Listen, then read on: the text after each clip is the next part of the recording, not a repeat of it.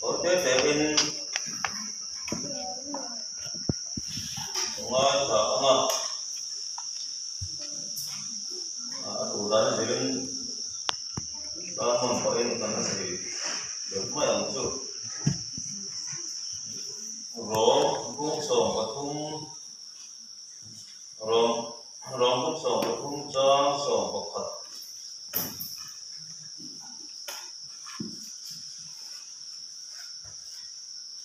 trang sống và trang sống và này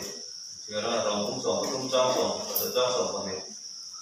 cùng lại thì lắm gì à cũng kia ta bằng lệ mua hiểu của phật các hùng tộc tập xếp thì cũng kia ta bằng nguyên chú cả xe này cũng là chuan cần rin thịt lại ai can cần săn đầm nó nói từ đầu xì giờ thì ở đây là của tôn ta chú bằng nguyên thì mà thiếu thì chú phải kia là em của min in của mong u nên thì mà thế nên thì có là các thôn bung thùng cha khát cũng theo thằng thì nó bung thùng cha khát tin thì hero tin không ngọc thế xuân cũng kiểu tắc thế ở đâu cũng mỏng chẳng cần mày sẽ là tụi ta chỉ cần sử dụng công việc mày đâu nha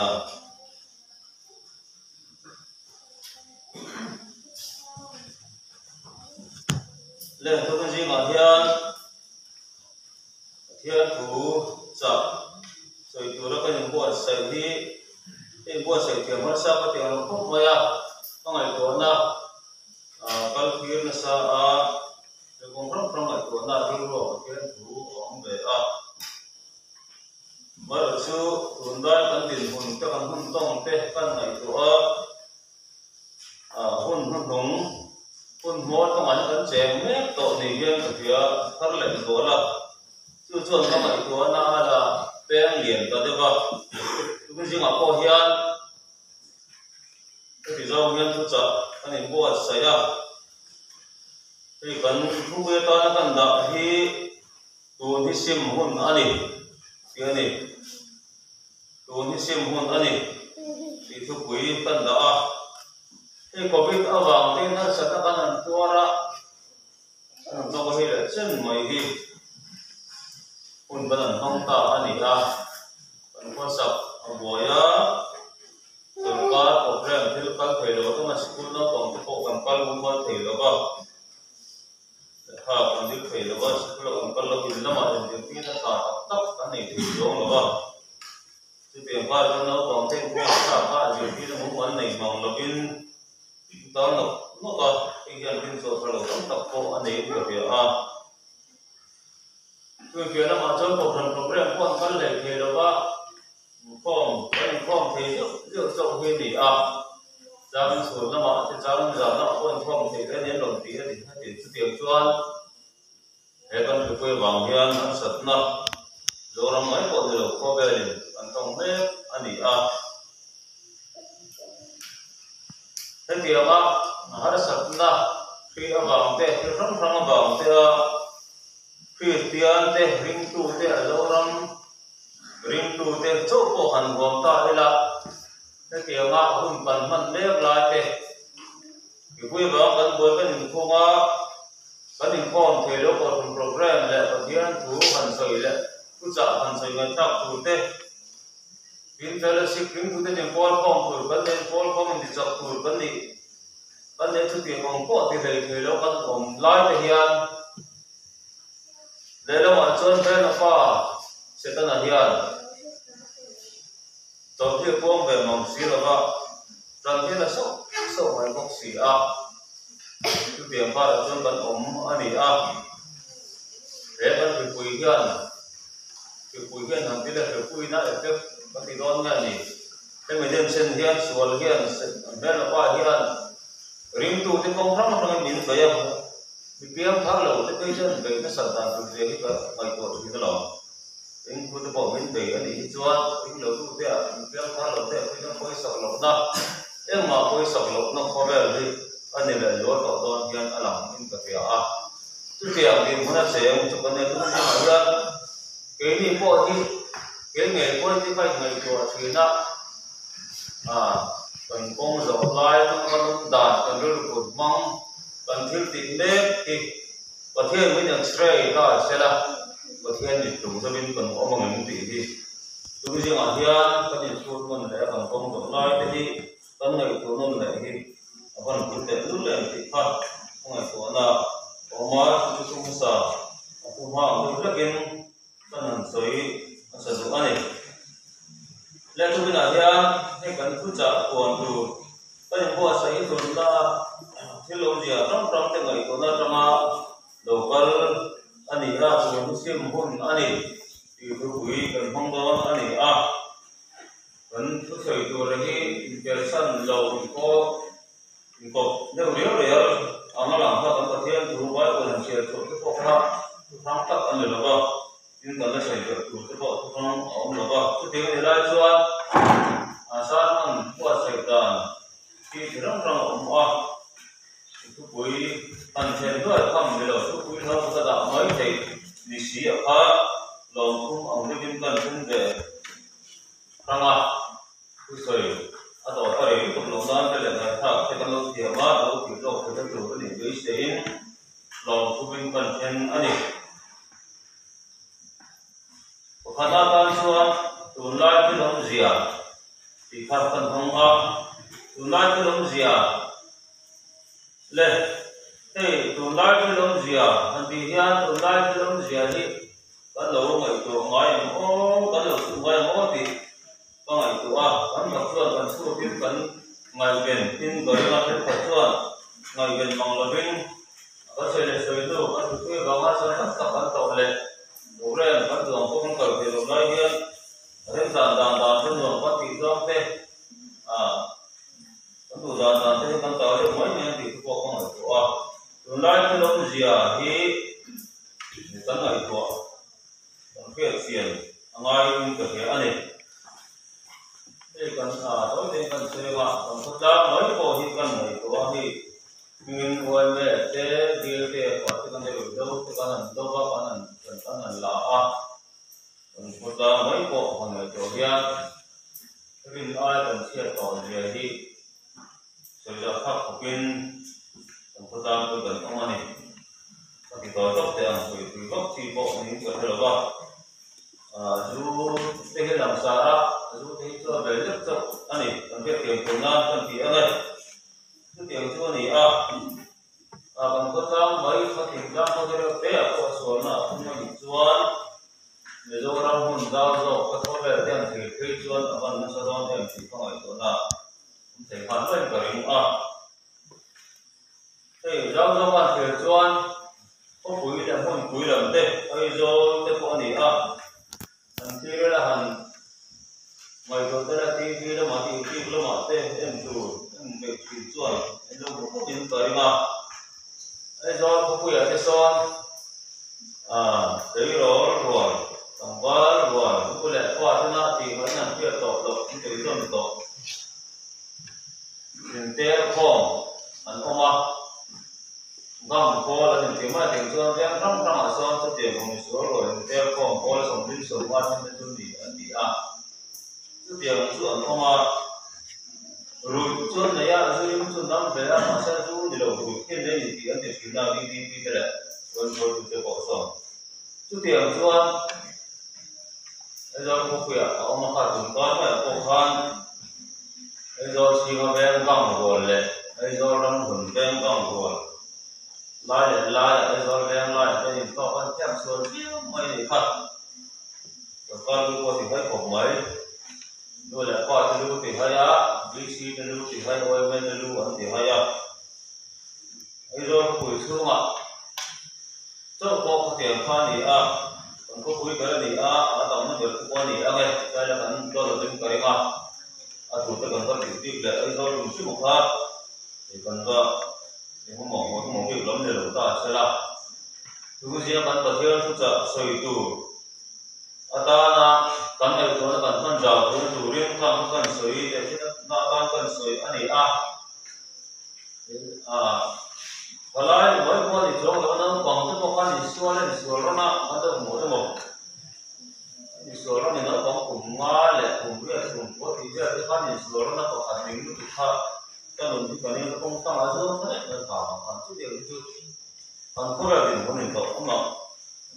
cái gì ngọc thì cái là sấy thì ở dấu tọt vòng đâu cái gì chúng tôi nghe chân những cái gì không là của cố kiểu nào cái kia là nó rồi còn cái lại đi xuống cố là nó cái gì còn có sập kia cái trên cái gì cái miếng cố là thì ở sân thì em thì không phải đó có sập kia có riêng cái còn tia nên không được số rồi cố là nó có những cái số là cái ăn tia cái tiền chứ em tuổi một tuổi thì rất là tiền mà giờ thì đâu còn cái con thì đâu còn thế để cái con có còn nữa mà phải có tiền đó đúng không cái này rồi vẫn đâu đó cần thêm chút vấn đề rất là chiết nặng nên nó sẽ em mà tua thảm nặng ôm tua cũng về ru rồi làm xuống mà có ăn tổng tổ gì thì khi tiền ra mà lama môi được có khi tiền ra mà tiền môi được có rồi làm tiền tổng tổng tổ này chút tiền chút còn rồi làm tiền bộ anh à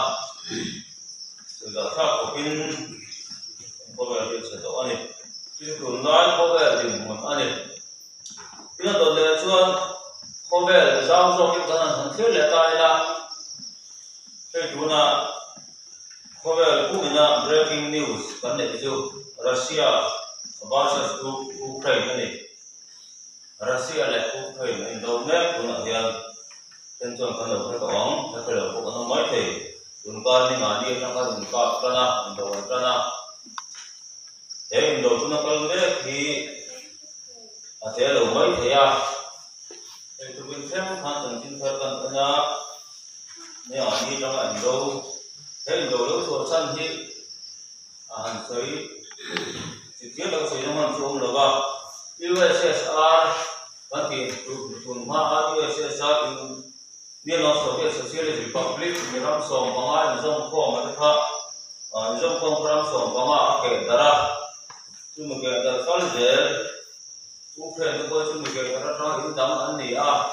Russia hian lamle tumin kompele tumin ha lani toy mai yang asan le fly tin ku patam ta kaloma se chiru tu man do banga tu chuan indo ti soka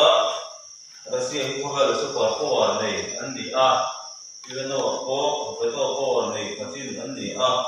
ko ga na en ani iwa se te China ten ko de zak da to lo ko ram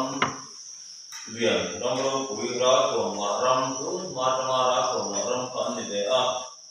Which one? They Ukraine, and those be some talent to the art. Hopefully, and the set to art. Maybe after the Hopefully, and you can never hopefully to Ghana, and so hopefully, Lakan, President, Zelensky, for Mohammed, and the one who can President Bob. Cái cuối nó mang ra là nó xa cái chỗ là con điểm của nó thì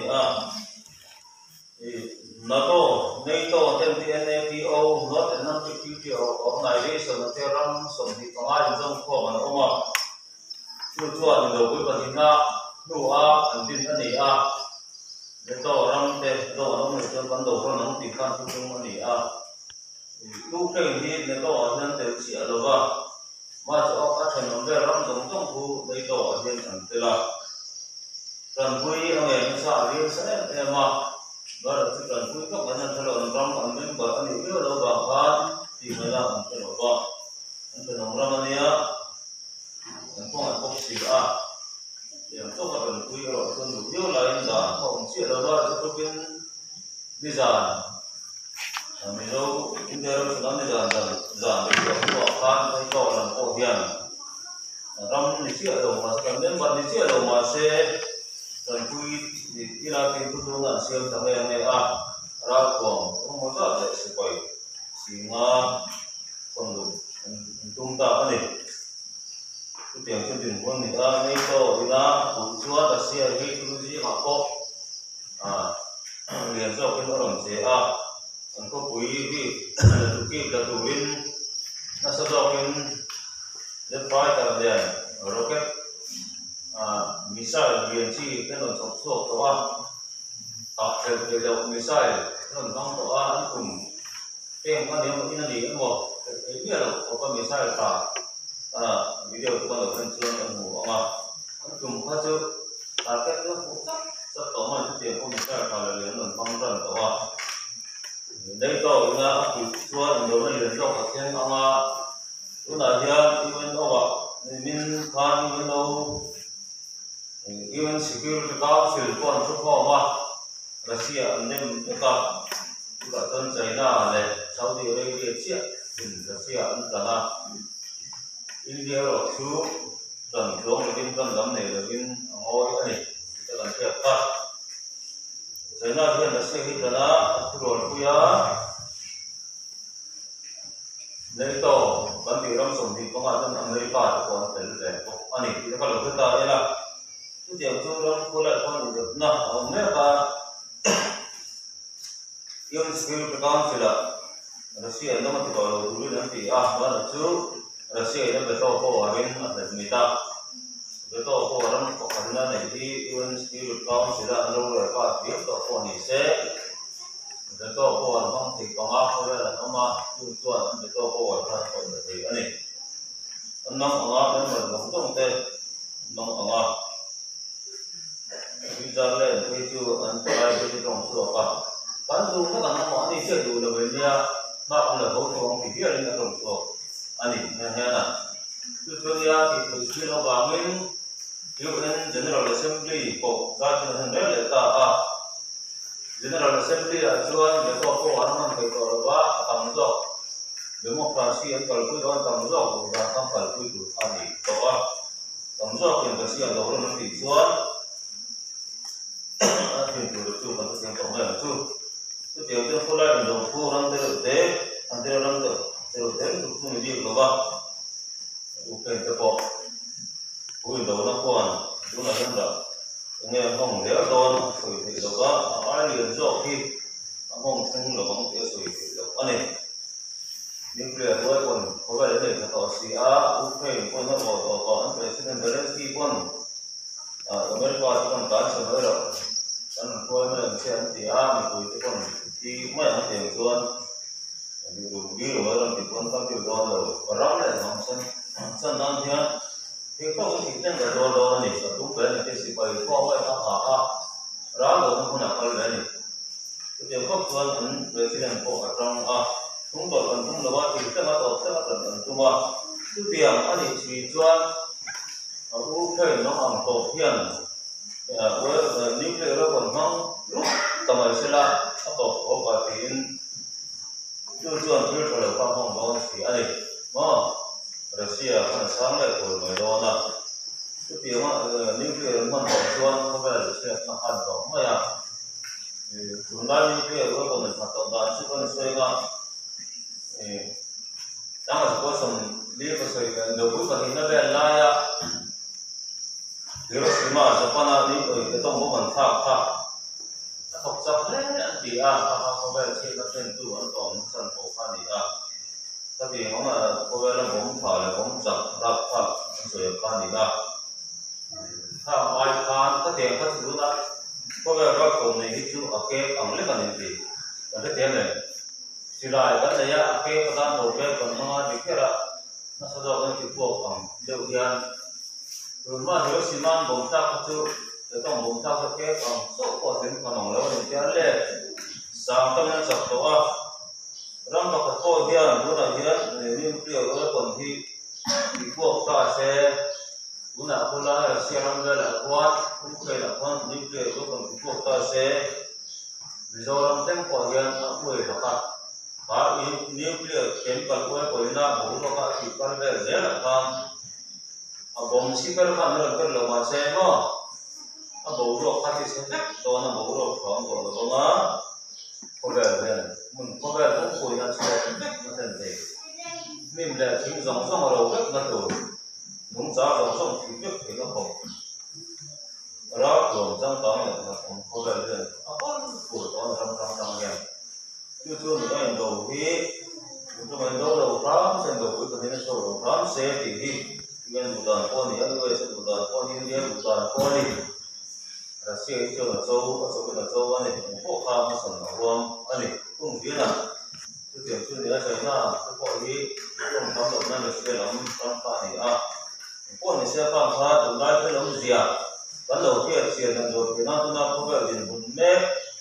in đầu cái phần nó sẵn đấy cả in đầu đấy cả có vẻ là cái vật cũng là thêm số đó là giống gì là một cặp anh này ngoài cả còn là con này xe khá là phải là ta đấy lúc nào cũng thấy rằng con này chưa tiến thu với trần thế là chuan hun đúng anh ta thì cần thì lấy ra chỗ hun đúng anh tiến thì cái đó cũng như nó mà chuan hun kiểu tất cả là có mỏng từ có lần thì mua thêm thế là sẽ có lần là lâu thế nó mấy cái gì hết cái gì nữa để hơn cần mua sẽ cần chia đi mà cái gì là rồi para hun đúng anh ta mi mà ni nói tu thế tàng nói là tu thế in thì đây thế sao cô thế ở thiên suy sự tu thế nhưng lại có thua lầu thế lầu nó sáng cái lầu thế thiên lim lầu thế mà nó quyền quy này lầu thế hồi còn bố thế tu thế in xuống thế lầu thế mi còn xem thế phá được lầu thế về lúc cái thùng đó lầu thế in ngoài chúng ta có thiên mà ai mà cái lầu nó mới không làm sao đó xí cái bộ lần cái vấn đề này là lâu sấy anh này cho nên con sấy ta bằng han rồi là bao thôi lâu hồi còn bớt thật lâu hậu lâu người phim bắn tầm tỏ gì thế không ảnh hưởng thì nặng con không có thấy lâu trong từ lấy đi xưa mày con sấy chân chín trà sấy cả thân hoa lúc mà cũng sống không mọi thế lúc cũng sống thì có phải tất cũng ham thân hoa có vẻ tổng quan là để soạn cái đầu tiên của các sợi các thứ này nhá in đầu để đầu tư sang tên phía mà không trong tròn cái trắng thì sẽ hiện mà khi cái đấy có phẳng để soạn lâu thì điểm tổ khác thứ này có vẻ là hiện ăn đặc in để soạn lâu còn tôn và có vẻ tổ tôn nói cái đầu tiên của các sợi khác sẽ nét to này thì cũng như thế này của chia khoảng của cái sợi rất choan nếu có thêm hay là cái con lẻ các phần vùng lìa các cái sợi choan sao không ạ anh đem theo chú phụ tập là mà anh xuống không mà còn thưa là mà đem tổng tất cả làm gì bộ lần rồi cho nên là chuyện khi mà kiếm phụ là mà phụ nhân phụ rồi có nên không mà nghĩ thế cái lỗ xem thủ lệ cũng nó không thủ được phát triển của là hiện đúng không thế nên là lỗ xí đâu tổ mới anh này đem cái giá ta bảo như thế tập là mòn chung không mà tổng thu là mòn xem tổng thì ăn sợi cân xì lai cái rô lông điện em chú thì cũng lai hiện người sau đó thu mà còn thu mà chả cần xin nó sẽ lấy mời cái gì mọc em thì thật những người đầu tiên anh này lâu năm hiện chủ tem mà họ chụp mà nó đều mấy bắn mì dấu mà lái mì dấu thuần thú nha chiếc kiếm bốc sang ngày nó bốc xe đều có sở thật thăng đua ya vì bốc qua xe băng quay bốc qua để bốc qua tí là ra cái chân mai nên chiếc thì biết là nó cái bốc mai trả lời chuyện nào chứ gì hơn nào bốc tầm là sao đó lệ thì không phải sao thế là mai là cái đồ không phải trong bốc xì mai phải mai gì đi có sở thật thuần thú thì rong rong mà tấm lòng mình của mình trong gì thì cái gì tiêu là mà cái này nó cần luôn qua đúng nó cần em chỉ là lái cả cái phần mà thế này có thể biểu là cái mà xe tu thì cho nên là chúng mất mấy thăm đôi tuần thú mất coi thì vì người thật tốt thì xe đó thì chung này máy thật tốt thì chung này cái điều chân chỉ rong rong đóng cả công an thăm người máy thật tốt công an thăm người máy phải là nó rồi không làm tăng làm xiêm xuống đấy là thì ta không dễ là sao được phần thứ gì sao được phần thứ chỗ được của tấm của phần lắm này cái một thì mà trong cái của tấm mấy thì chỉ cả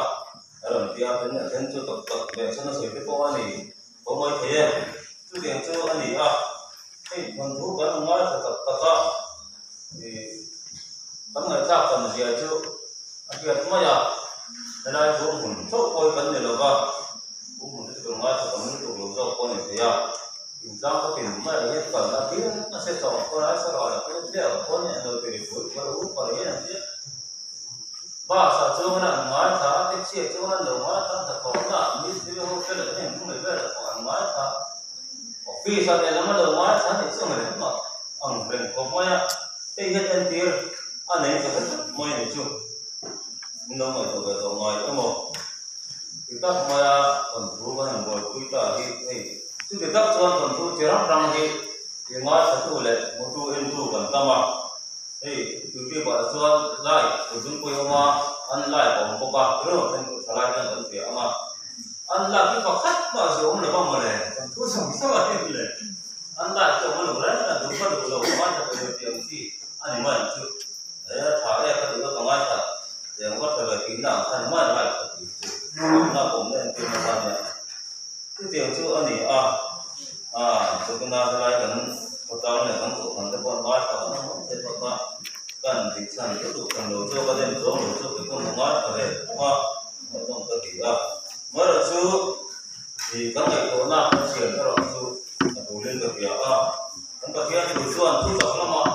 còn xung quanh ông thì tu tập lắm bên xung quanh trường sĩ đồng lệ tu tập lắm ngày tối là xung quanh trường sĩ đồng lệ ông thì thế thì tuần các khối nên cũng phần về tu bài buổi cái gì học trường sĩ là bên xã còn đóng cũng có nói là thấu sĩ in tu tập các mình trường sĩ còn không có còn đang thì không có đầu chơi về thì bộ khác cái bên tụ dòng thì phần đầu bé mà sao cả nó còn chuồn kiểu quá là chưa bán nguồn là cần nguồn dòng số mà cần phân tổ chỉ chuồn bán người cũng là dòng số cần phân tổ sao nó thì khi bảo cô nói sao rồi tất mà làm từ và khi ăn tụ gói buồn xem lại con rể về con là sao của thì bây giờ tấm mày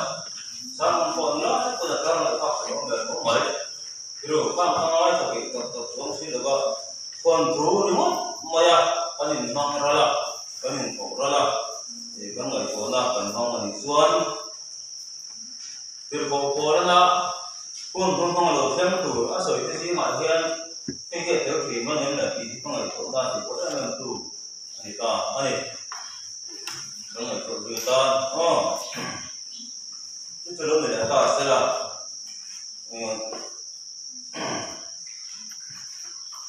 không đúng này giờ ha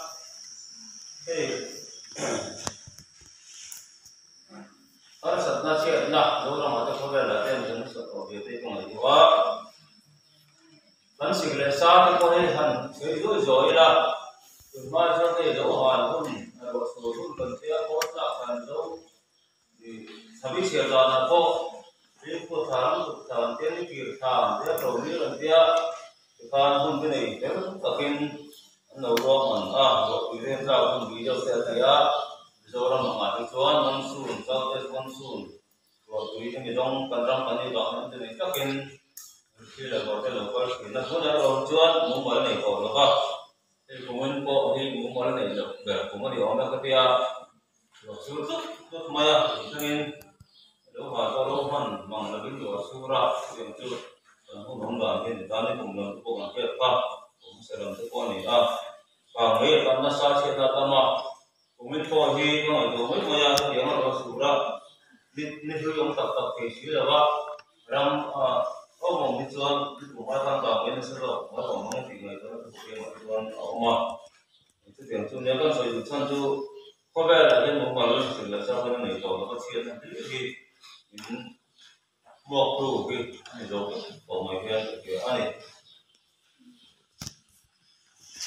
chuan cũng là hiện tổ cái nó con sợi là đủ chú tuổi đi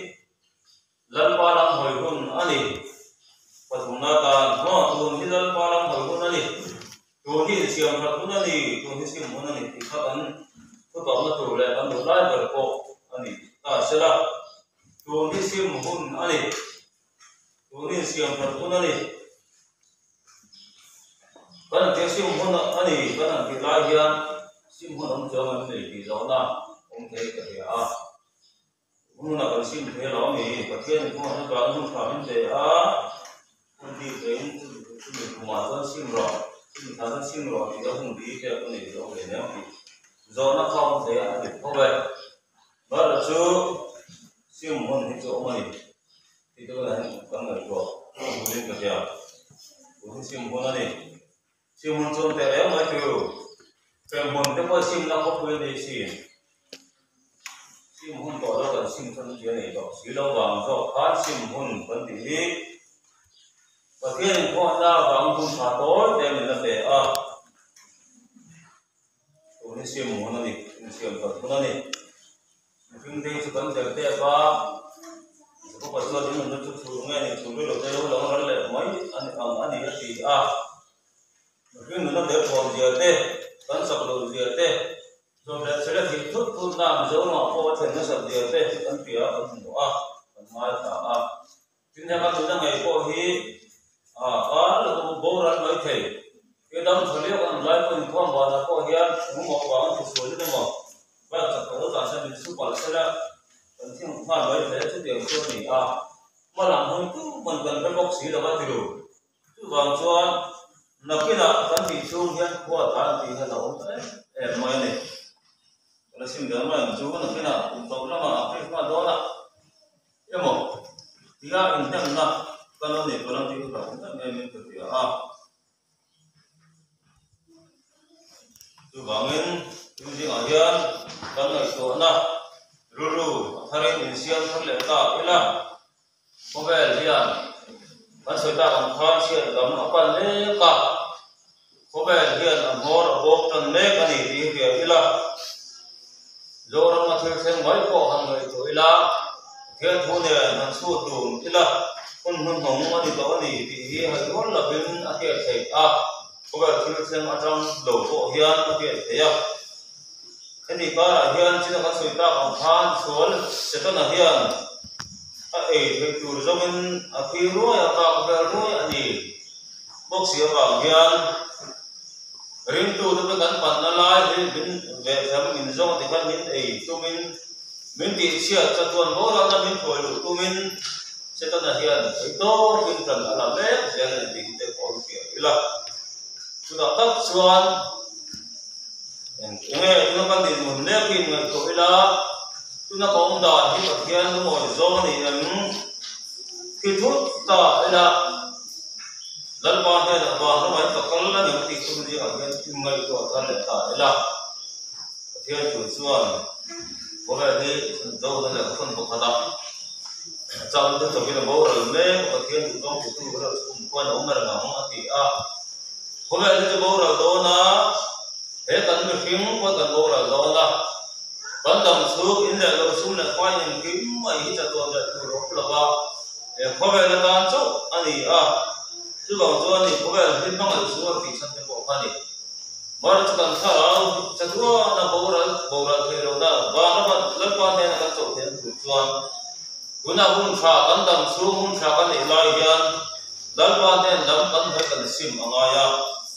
thì cần xây bên lên lốc mà tổng toàn tổng mình do mà rồi này mới sợ cái này là có thể cần xem thì nào thì có họ tất cả những thứ cái số này là nó thế thì đó cũng có thể cần thì là nó from do ra ông đàn tù nó sẽ lọc thì nào sai khu có thể sai chỉ số theo đồ gì thì anh theo mình do nó xem lắm do nó có số này của chủ nhà các anh kia anh em soi vài bộ phim nó làm thì có lẽ do chúng ta cần có vẻ cần cũng là do nó cần còn thêm nếp của hiện thiên chủ trong làm thì có hiện này là mình mà sao tên là nó thế lúc điều dễ mày bốc xía thì nhưng điều dễ rồi có hiện mày anh đi thế thì lại cho anh thì tu cái gì mà vậy là nó không về dễ là rồi chúng ta cần phải nói mà biết mà tôi coi thì bố nó có liền tôi cũng là tôi đã biết nó mỏng to rồi nếu muốn sát ở làm tám phải có ra thì ai có mình có biết lắm còn điều đâu mà sao tên là tám đó thì cái kiểu chứ anh thì nhiên mà trong buổi nó kia nghe là xuống sai sĩ chuột thế rồi thì do con là sợi đó cái là thì nếu được thì không về nhà do pha đây mình tham gia là cái nào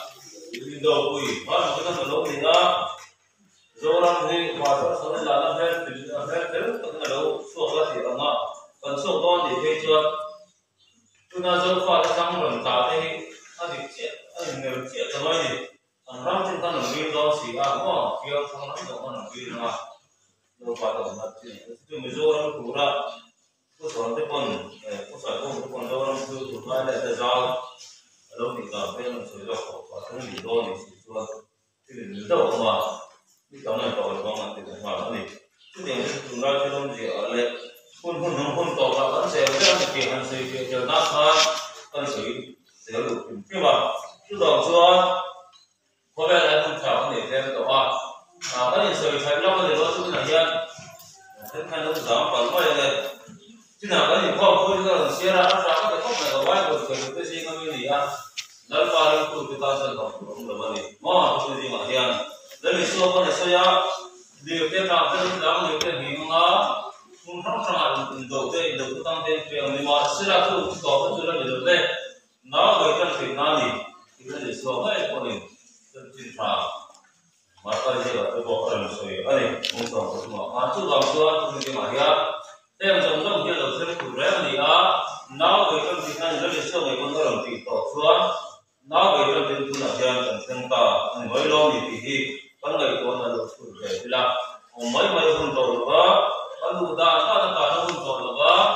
dal pa du zo ma kan om dia ngai to kan ni khom ke lo ni ko in ma ni hun na ko dal pa su de kan tu ma thi lo la ti kan sa da a du zo ti tu sa to na nun tu ra wai de na soi de si hom ya kan del de the tu ra tu ji ma yan kan ni ko se ya ko mo em ka bi còn dân chúng là dân lần phò là ngày hôm phò và thiên những chuyện lúc nào lúc thần bao sợ tối thế không ai cho hôn cùng với mình xem nghe cả thiên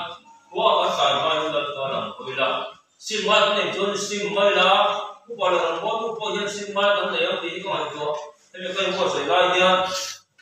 thiên mình có là tốt hơn bố liệt con để xoay á bố tôi thôi rồi không nói tôi hôn được bạn có về dễ rồi thì cần mổ tôi là nhân chứng của số người của ta hiện nóng luôn nhưng mà cái này phong thì nó thu con sấy nó không cái này phải là quá đại là cái còn quá là cái con số đó cũng phải là bố thu của hiện bố cho toàn bố rồi nó cũng mà cái nếp cái của gì cần giống cần sản xuất hàng cái thổ không này thổ mà lo thì nó là hiện cái tiếp của hàng số brand này thì nhưng mà cái này thì là thu cái của hiện khi đây còn là số nào mà tôi nói cũng là hiện thì tuổi con này chưa có còn tu con bà cho con bị tuổi rất là mà phải nói con bị tuổi con này vì lâu tuổi con này có còn cứ tạo ra con hôn con biết là con hôn con biết là con đoàn biết phải liền đất con một con thì đi ra một con rồi có thể tuổi đi xem một con này xem tuổi này con xem một con này ok này không ăn ta rồi không thằng nó về nhưng mà nhớ đất con là một người còn phải xem đó bây giờ tất cả bên của các bạn số anh ấy còn gì anh ấy hiện nay chúng ta đang làm sao sẽ anh ấy cũng như vậy